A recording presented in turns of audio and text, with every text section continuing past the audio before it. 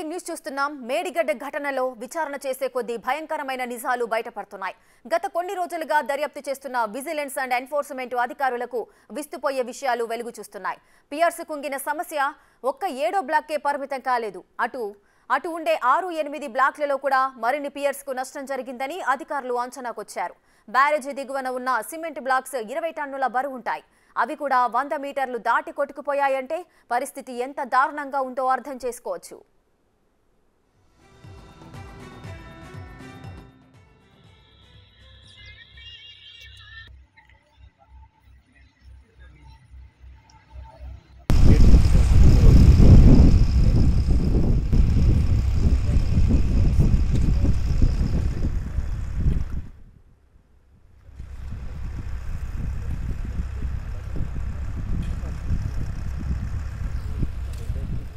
మొదట గుర్తించిన పియర్స్ మాత్రమే కాకుండా మరికొన్ని కూడా బీటలు వారాయని అధికారులు తేల్చారు.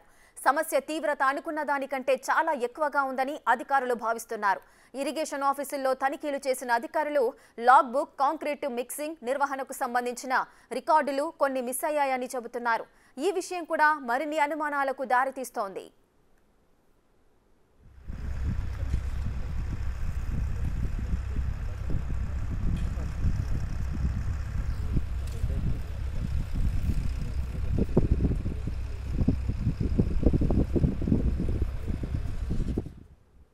మేడిగడ్డ కుంగుబాటుకు సంబంధించిన పూర్తి డీటెయిల్స్ మా ప్రతినిధి వేణు లైవ్ లో అందిస్తారు. రైట్ వేణు, చెప్పండి. మేడిగడ్డ బ్యారేజ్కి సంబంధించి అధికారులు తనిఖీలు చేస్తున్న కొద్దీ ఒక్కొక్క విషయం అయితే వెలుగులోకి వస్తుంది. ముందుగా 7వ బ్లాక్ లో కుంగుబాటు జరిగిందని చెప్పారు. కానీ ఇప్పుడు చూసుకున్నట్లయితే అధికారుల విచారణకు సంబంధించి అటు 6-8 ఈ 2 బ్లాక్లలో కూడా పియర్స్ కుంగిపోయాయి అని కూడా తెలుస్తోంది. అక్కడ ఏం జరుగుతోంది? అప్డేట్స్ ఏంటి?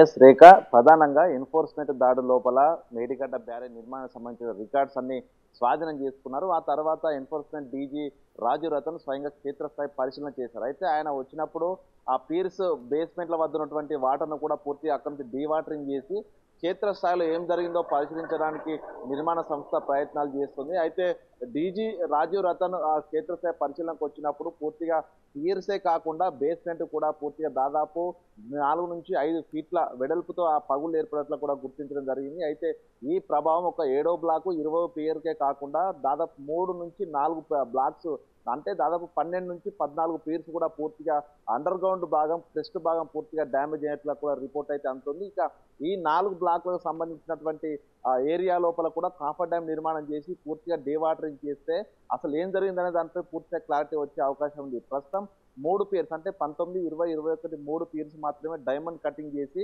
దాన్ని తిరిగి మరమ్మతులు చేయొచ్చంటూ కూడా ఈఎన్సీ గతం లోపల జరిగినటువంటి మంత్రుల సమీక్ష సమావేశం లోపల చెప్పడం జరిగింది. కానీ ఆ 3 పీర్సే కాదు, పూర్తిగా 4 బ్లాక్లకు సంబంధించి దాదాపు 19, 20 పీర్స్ కూడా పూర్తిగా తొలగించాల్సి ఉంటుంది అన్నటువంటి సంచలన విషయాలు మాత్రం ప్రభుత్వానికైతే అందినట్లుగా తెలుస్తుంది. ఇందుకే అసలు పూర్తిగా మెయింటైన్ సంబంధించినటువంటి రిపోర్ట్స్ లేకపోవడం, దాంతో పాటుగా 2019 లోపల బ్యారేజ్ ప్రారంభమైనప్పటి నుంచే సీకెంట్ పైల్స్ అనేవి కూడా కొద్దిగా బస్ట్ అవుతూ వచ్చినట్లు కూడా తెలుస్తుంది. ఎందుకంటే దాదాపు 2 నుంచి 3 ఇంచుల మందం ఉన్నటువంటి ఒక్కొక్క స్టీల్ రాడ్స్ కూడా పూర్తిగా విరిగిపోయి కనిపిస్తున్నాయి. దాంతో పాటుగా షూటింగ్ ఎఫెక్ట్ ఏదైతే అప్ స్ట్రీమ్ నుంచి గేట్ తెరిచిన తర్వాత వాటర్ డౌన్ స్ట్రీమ్కి వెళ్తుందో ఆ యొక్క ప్రెజర్ని షూటింగ్ ప్రెజర్ అంటాం. ఆ షూటింగ్ ప్రెజర్ కారణంగా కూడా చికెన్ పైల్స్ ఏవైతే కాంక్రీట్ బ్లాక్స్ ఉన్నాయో ఒక్కొక్కటి దాదాపుగా మీటర్ల మేర కొట్టుకుపోవడం జరిగింది.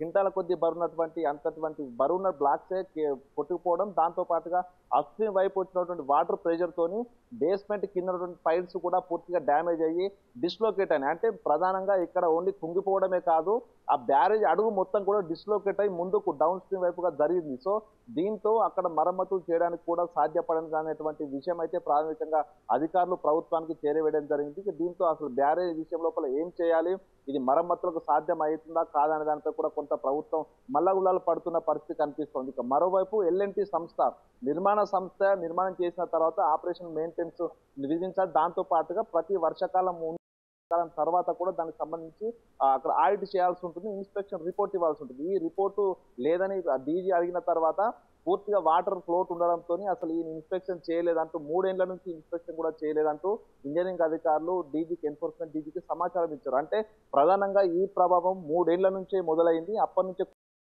ఎస్కలేట్ అవుతూ వస్తున్నటువంటి అంశం అయితే తాజాగా వెలుగులోకి వచ్చింది. దీంతో మేడిగడ్డ బ్యారేజ్ మరమ్మతు అనేది అసలు సాధ్యపడదని నిపుణులు కూడా చెప్తున్నారు. సో తర్వాత ప్రభుత్వం ఏం చేయబోతుందనే ప్రస్తుతం అయితే ఆలోచనలో ఉంది. దాంతో పాటు ఈ యొక్క బ్యారేజ్ పూర్తయిన తర్వాత దీన్ని వాడుకలోకి వచ్చిన తర్వాత ఐఐటి హైదరాబాద్ కు సంబంధించినటువంటి నిపుణులతోని కూడా దాన్ని పరిశీలన చేయించారు. ఆ సమయం లోపల దానికి సంబంధించి గడ్డరు, దాంతో పాటు సికెంట్ పైల్స్, కింద ఉన్న కాంక్రీట్ లెవెల్స్ వాటన్నిటిని కూడా మాడిఫై చేయాలంటూ కూడా ఐఐటి సంబంధించిన నిపుణులు ప్రభుత్వానికి నివేదిక ఇచ్చారు. అయితే పూర్తిగా వాటర్ ఫ్లో ఉండడం, గత సంవత్సరం లోపల గోదావరి తీవ్రంగా ప్రవాహం ఉండటంతో దాన్ని మాడిఫై చేయలేకపోయారు. అంటే ఇది నిర్మాణ సంస్థ వైఫల్యం అంటూ కూడా ప్రాథమికంగా ఎన్ఫోర్స్మెంట్ అధికారులు అయితే నోట్ తయారు చేసినట్టుగా తెలుస్తుంది. ఇదంతా కూడా పూర్తిగా మంత్రి ఉత్తమ్ కుమార్ రెడ్డికి రిపోర్ట్ అయితే ఇచ్చారు. సో దీనిపై ఏం చేయబోతుంది ప్రభుత్వం అనేది ప్రశ్న, ఒక మిలియన్ ప్రశ్నగా ఉంది రేఖ.